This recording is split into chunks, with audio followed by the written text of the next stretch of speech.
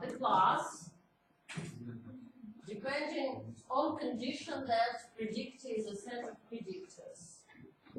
And to do it, we need to know three probabilities. We need a prior probability of the outcome, meaning prior probability of classes. So if you know, say, it's usually frequency, right? Prior probability of classes, or maybe there is a class distribution, but prior probability, if you have one class or two classes, they're equally distributed, or there is a more probability to belong to, say, class 1, initially in this data. Then you have a probability of the predictor values, which is also can be calculated, and probability of the predictor values given, this is the whole, this is the entire probability, and this is probability of the X predictor on the assumption that they belong to this particular class, and naive, from the naive assumption that predictor are independent.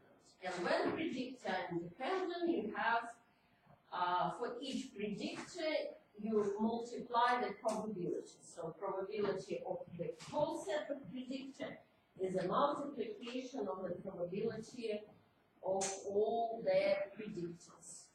So it does estimate the probability. For example, here, this is the sample data that is often used to see how well the classes are separated. And if you look at this, so if you look only on the blue points, you can see that you can transform these blue points into the distribution. And this is a blue distribution. So when you look how, it's like a histogram of points belonging to this range. You see, say, you calculate how many points belong to this range, you plot this number, and then you normalize it to probability. So based on this diagram, the probability of the blue class looks like this. Histogram of probability of the red class looks like this. And then you just, how do you make a conclusion about which data points belong to the which class? For example, if you predict A has this value, this particular value, you go to the slide and say, okay, probability with this predictor of 0.2 something belong to the class is 40%, and probability is belonging to the class 1 is 1%, and when the one probability is higher than the other, though, that we make a conclusion that the class is that or that. So this is, and we can do it for every predictor. So we just binge, you see, we separate, we treat each predictor separately. So we took all predictors, but for each predictor revealed its own distribution. And this distribution, for each predictor, there will be two distributions for two classes. If this is a two classes problem, class 1 and class 2. And here is, so to run, this is interesting observation. So how naive bias would calculate this prior probability? This is example how, for example, you have frequencies, right? You have frequencies of successful and unsuccessful grants depending on the day of the week, from Monday to Sunday. And you see that the most of the grants compared, remember, submitted on Sunday, 228 are successful versus 3 unsuccessful. Then the other ratio, so Saturday is the vice versa. So Saturday, Friday, the more unsuccessful grants submitted was maybe because, you know, people would like, you know, to get rid of the grant and be free for the weekend. I don't know, some kind of psychological stuff. And the people who work on Sunday, they're more, you know, persistent. But there is a dependence. It's not, it's a real data. That's how it's the way it is. Okay, and then you convert it to percent of the data. Then you can, and once you convert it to the percent of the data, you have the distribution. So this is how you build distributions, prior distributions. Here is, this is when we plot it, this. This is already the same logic for the numeric day of the year. There is a statistic. So we bin it for some, I don't know, bins, and then we have this density distributions. And this is a real distribution, but we approximate it with normal distribution, which is not. This is how this distribution should look like based on the real data, but this is how we approximate it. That's because we need numbers. We approximate it with normal distribution, which of course we lose many things. Okay, let's come back to the workshop. And because we always, you see, with the binary data, you cannot build distribution. That's why we could not use the data as it was with a lot of binary predictors. And there is some processing. Processing was done with these scripts that we convert to factors. So at least we have 1, 2, 3, right? When it's taped to the week. So for naive bias, there is a script. The initial script actually creates ground data that you run on the Kaggle initial set, will create the reduced set, full set. It also gets rid of this binary data and tell me how many predictors in this data. So now you have how many predictors you have in the MB predictors parameters. After, 218. So not that bad. So even reduced set contains 254. Now you have 218. So not considerably smaller. Then you see how we run it. We run it with if you would like to run it yourself, then you should run it on this MD training data, and this is how you subset it. And we predicted is the vector of the column to subset, and this is how you subset it. The method is naive bias, and it's tube read data frame, which is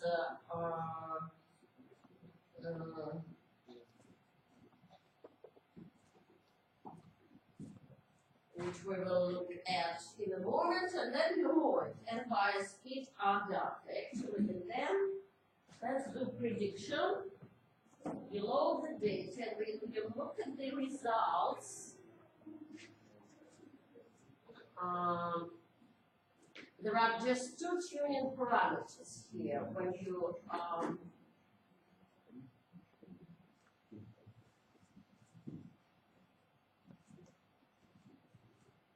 use kernel and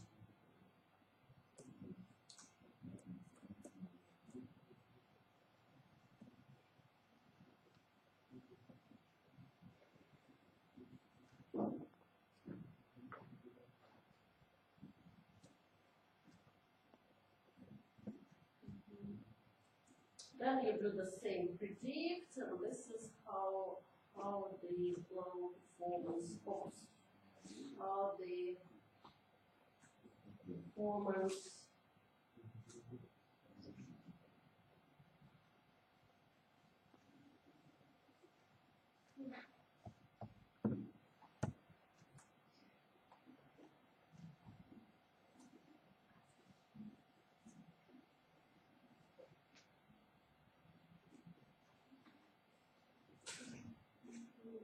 performance is low for the naive bias. So obviously, it's just demonstration that this data, which is though we get rid of, can you please look at this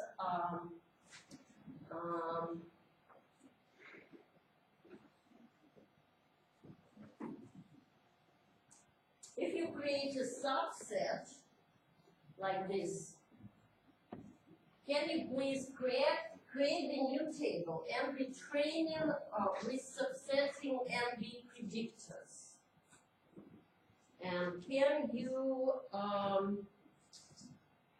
you then explore this table and tell me the structure of this table? How many predictors are not binary? Do you see at least binary predictors? That's the first question. When you subsetting this set for naive bias, do you see binary predictors at all, or you do not see them? Can you please answer this question?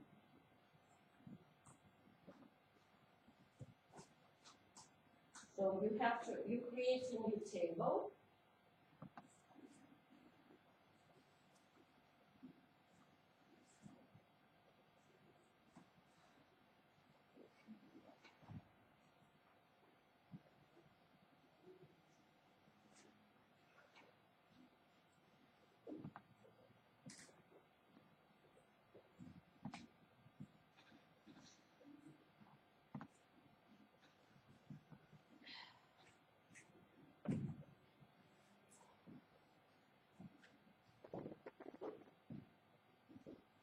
We create a new table and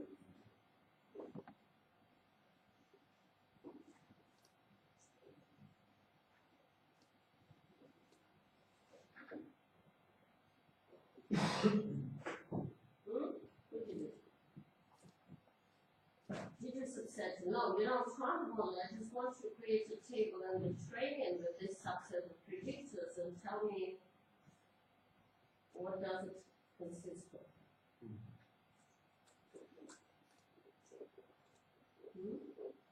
What are they called? Are they binary or? There are no binary. No, there are. There are? There are in yes.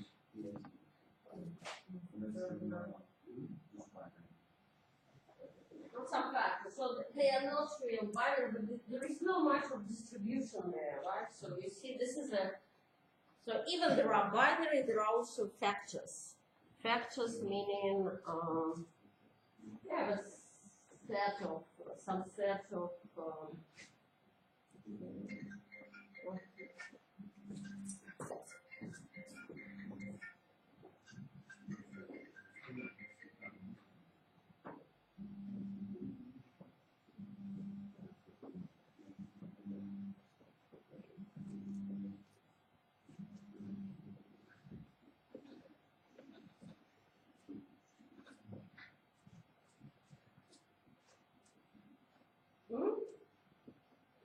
so, and the factors, how many binaries? Are there binaries or there are not? Tell me.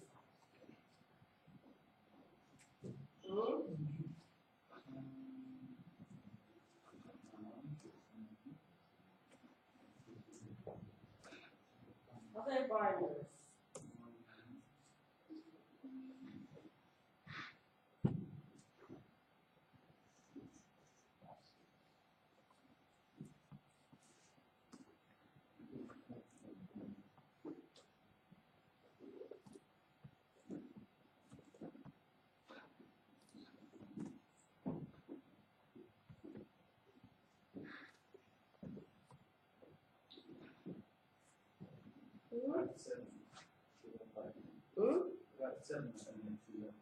That's and the others are. Did you? Okay, so it's not really much for the distribution. So the data itself is not really fit for naive bias. Though naive bias could probably have some success. Okay, so please let's still write it down. Tell me the numbers. 0, okay, naive bias, so we stopped PSVM, I even didn't write next NB, naive bias. AUC is 0.723, and accuracy for naive bias. Who can tell me accuracy for naive bias?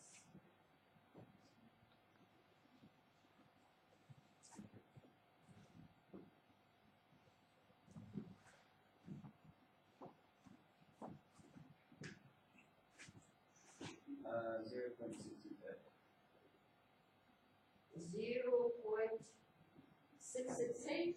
Yes. Okay, and sensitivity, specificity, 0.587. 0, 5. 5, 8, 7. 7, and 0, And the specificity is 0.714. 714. Okay, let's summarize. From all the model we ran, what do you think is the best choice? So if you were, okay, you have to submit the final model to the cargo competition to win, or to the university that ordered you, you know, a contract, to sign a contract to learn machine, to build a machine learning module to predict the next grant should be granted. What is the probability of the next submitted grant to be successful or not? What model would you choose? I would say that the neural network speech model, since it has the best accuracy and one of the best sensitivity. Neural network, best accuracy, why no? 842, no, LDA is better though. LDA is better. Well, for me, LD was 8.1816, so, well, For you is 816? yeah, inaccuracy. Okay, if you are university, would you pay attention to some, and you are not university, you are a person who are giving away money. So you are the person who grants money. So would you pay attention to sensitivity or specificity? You are giving your own money for the grant research. So you choose. Do we care about sensitivity? Or what's the metric do we look at? Accuracy, raw, altogether, sensitivity. What is sensitivity? Let us remind, what are the sensitivity? What is the sensitivity? The sensitivity is the probability that the model will predict a correct result based on, well, if it, well, basically the probability that for class 1 it will place the point to the class 1, if I'm correct. Yeah, and so it's actually the percent of correctly assigned class 1, class of interest, right? So sensitivity is actually the percentage of correctly assigned classes, class 1. And class 1 is a grant being successful. Who is the best model? Which is the best model that does it best of all in terms of assigning class 1? It was PLS for me. PLS for you? Yes. And for everybody else is GLM. We did not run GLM last class. Actually, GLM, you see 87%. In 87%, it does correctly predict that the grant will be successful, right? So if we want to be more sensitive, right? More sensitive towards, you know, people who will perform well in the long term, then probably GLM should be considered. Actually, GLM is also the best value in terms of the outlook parameters, which is 93% compared to all of them. And even accuracy, yes. So GLM is the best, it's the winner actually, generalized linear model is the best. Yeah, specificity is a lot. So we are not really well in predicting who won't perform well, right? But if we are too greedy and don't want to make money to those who did not perform, right? So the goal is not to give money for those who perform. badly, then we look at the specificity. And you see the specificity is the highest in informed. MDA is a good 0.863 compared, or LDA, they're the same, right? Linear discrimination analysis is not bad, maybe it's slightly better. Though you see the metrics are really comparable. And 1%, well, 1% for 10,000, though it was 10,000 applications for the period of 4 years. Then, of course, so we run it if you are more deep into this competition, then you see that it's also the model will depend on your training and test splits. Remember, I told you that there are 2 options. First, we were training on all the data without the year 2008 that had a decrease in grant success. Or you take all the data plus 35% from the year 2008, and then you predict only on 2008. So there are different options to treat the data, so it's really, I would say it's a complex task of finding the best value. Okay, so by that model of naive bias, we actually finished with all the block of analysis, and hopefully, even with, now, with having this experience of running and comparing different models, you can run your own model of interest.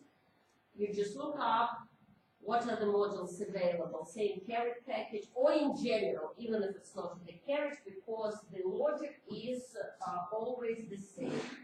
You define tuning parameters, you find the model, you split train and test sets, then you predict, then you measure the model performance, then you compare. So it's always logic. And the question is, because unfortunately we had quality, and then I missed some workshop because of the my presentations in different cities. There was a last lecture that I cannot really touch it now. It's application to bioinformatics. But applications, just to tell you, of course it's not possible to tell about all applications in one lecture, but why do we study it on this program, on this program of data and biological data analysis, right? Because it's the same data, and the data, is accumulated, it's a big data of molecular biology, and machine learning methods are successfully used in many now is being, not very many, not that widespread, they are kind of in the stage of testing performance. And just to show you different applications, just for you to know, let me, because I decided, because we do not have this time, I do not have the time to play and run this particular model, but I will just show you topics, because I'm having the seminar on the computer science department, 2-week seminar, specifically for the application of machine learning methods to big data analysis. It started last year, and I just going through will briefly describe you some publications. For example, this is that was the last year. It was the 30th of October, even last year. This is a publication. It's already 3 years old publication, but at that time, this publication came to Nature, to be published in Nature. What did they do? This is a prediction of the frequency of mutation in the cancer genome according to epigenetic factors by the random forest. So the idea was to calculate the density of mutations.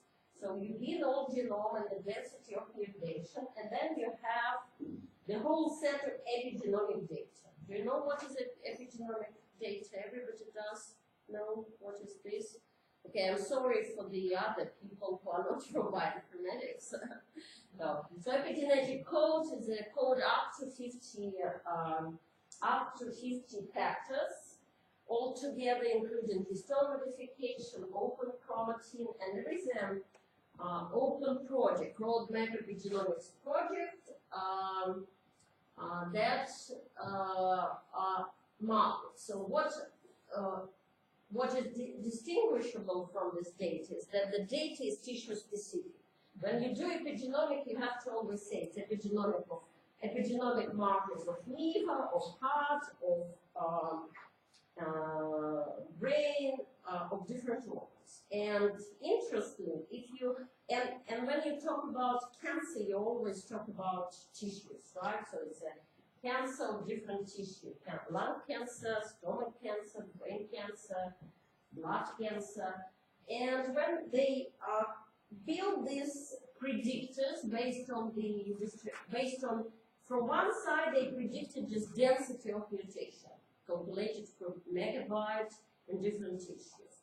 And they predictor was the density of that epigenetic factors.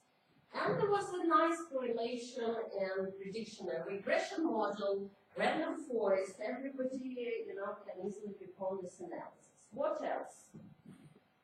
Well, this is a hidden Markov model, so it's unsupervised clustering, we didn't study, that's I a little bit skip it. Epigenetic code, this is a, okay, this is a splicing code deciphering with the help of neural networks. So splicing code, this is a little bit old. It's a publication of the Nature 2010. This is actually binary data. Binary data in terms that you have the splicing site, and each splicing site is characterized by the number of presence, absence of certain features. So there are many known motifs known for splicing is its own and boundary. And then you say you take a maybe 1 kb region, so 1 kb regions, 1000 letters, and you center the splicing site, the exon and trunk boundary in the middle, and then you take the range of the known motifs that contribute to splicing. The range is up to 800, and then you have 800 binary predictors, similar to what we had today in the class for the ground data. You have this 800 binary predictors for the presence, absence of motif.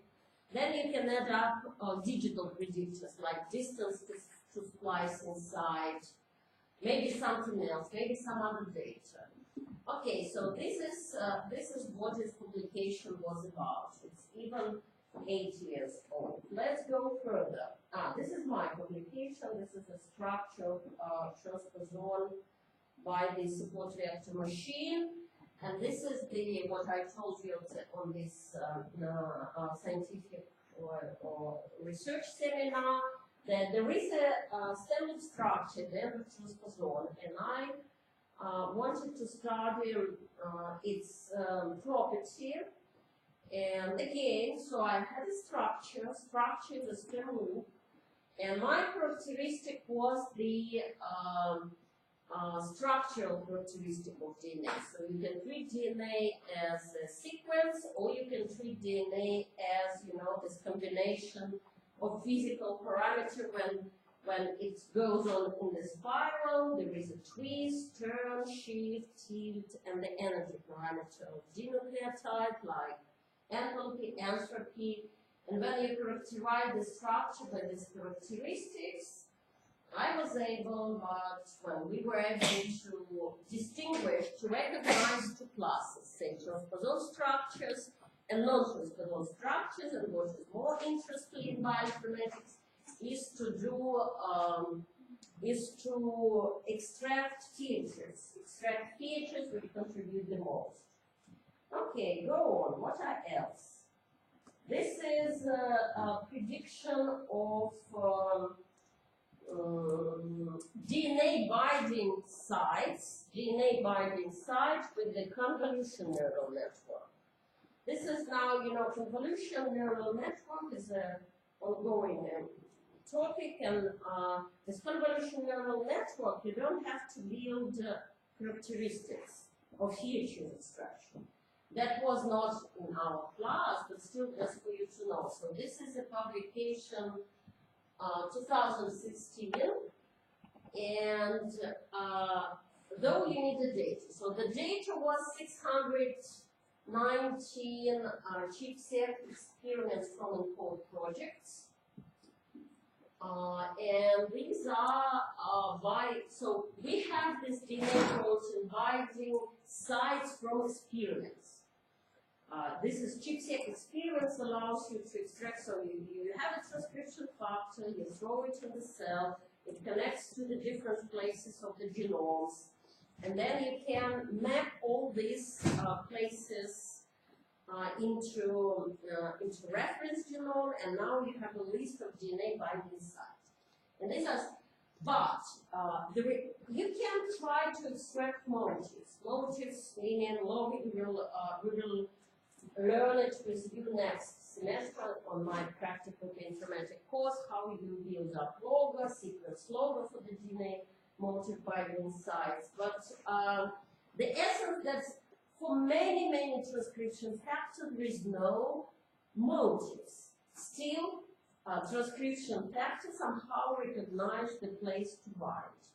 And here was the so it's MIT, very kind of high-level university, and this is example how the convolution neural network was applied to this problem. Okay, let's go further. The further is what? Okay, this is from Biofast machine learning.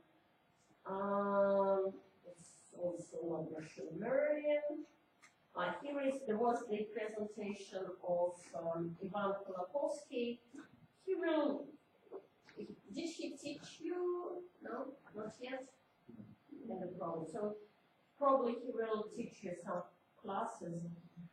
He participated in the Dream and Code project.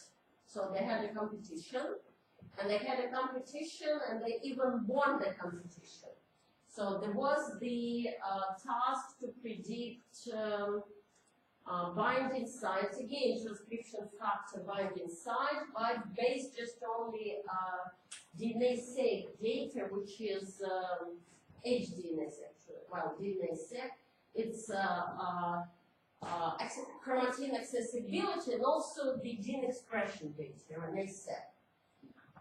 So yes, they did it, they built machine learning, they won the competition, and it shows how they managed it. Here is the integrative analysis, again, it's even recent publication, 2018, and there is a cancer system biology database, and the name of the article, Integrative Analysis and Machine Learning on Cancer Genomic Data. This is this is a review that show how classification, they created a machine learning classifier to classify the new data based on the mutation. So the model was learned on the mutation of 9,000 patients from this consortium project, Big Cancer Genome Atlas. And the newly coming patient, it's a more for the personalized messages. And they have as far as I remember, they have the website interface and they have the code available. So with the new set of mutation, you can go to the website and see how the mutation is classified. So they will give the exact mutation and I think SNPs only, yeah, well, I don't remember. Well, perhaps, yeah, I think it's just SNPs. Not so. Okay, go on. What else? This is deep learning and pharmacogenomics. This is from gene regulation to patient stratification. Again, its publication was just because I had a seminar this year on May 31, and the publication was just coming out, May 19th. So it was a 2 weeks publication. That's why I wanted to there was an end of year, was an interesting. So it was just again review. And there are many references for the deep learning in pharmacogenomics, and including identification of novel regulatory variants in non-coding genome region, and patient stratification according to the history, medical history, and mechanistic prediction of response on the drug and the targets. So this is a review publication. And this is the seminar this year, for example, on the October 4th. What did we start? We look at these, this is what actually I was doing, but they were first to public. This is because that was my plan. I even gave out the diploma thesis for that. This is a publication, Genome Research 2008, and this is the English scientist from the Imperial College London, Cambridge. This is non-BDNA structure that I'm personally very interested in, and they predicted breakpoints. Now, not point mutation, but breakpoints of cancer. Breakpoint, because in cancer is characteristic for the genome rearrangement, right? So chromosome, breaks, some parts of the chromosome attached to the other chromosome. So a lot of rearrangement happening, and the breakpoints are documented. So you can download all the cancer breakpoints from the Cancer Genome Consortium. And then you can predict these non-BDNA motifs such as parallels, quadruplexes, triplexes, other search, and they showed that actually of course, they showed that you cannot predict exactly. I think they used SVM or random forest, so prediction. The task is regression, not classification. It's really predict, again, the density of mutation. But they showed that non-B structures can be used to explain some variants, explain some certain % of the variance of the data. And adding epigenetics data just improve this prediction. Okay, so also genome research, good journal. What else did we start this year? This is predicting chromatin interaction. Integrated genomic and epigenomic features. This is Nature Communication, also 2018. And this is a model of based on the random forest. This is you probably know that chromatin is organized in domain, and the interesting question is to know what is the determinants of the chromatin boundary. And this is the publication, just again, using machine learning, we predict chromatin boundaries. What else? This is another 2018 publication named Genome-Wide Prediction of Cis-Regulatory Region using Supervised Deep Learning Methods. And there is a GitHub with a code which is nice. Cis-regulatory elements is a promoter and enhancer. So promoter and enhancer, and again, the data is encoded encyclopedia of DNA elements, and this is the work from Canada. Actually, it's Canada work. What else? Just to show you, you can. Always, because this is a link, this is the link for this site. Let's see. So it's bioseminar. So there is you can find it's always on the computer science department's website. So you can always come back to this website. It's for those who are interested in what are the publications, because there are always references in this publication. And this is what is a combination of convolution and recurrent network. So now the many applications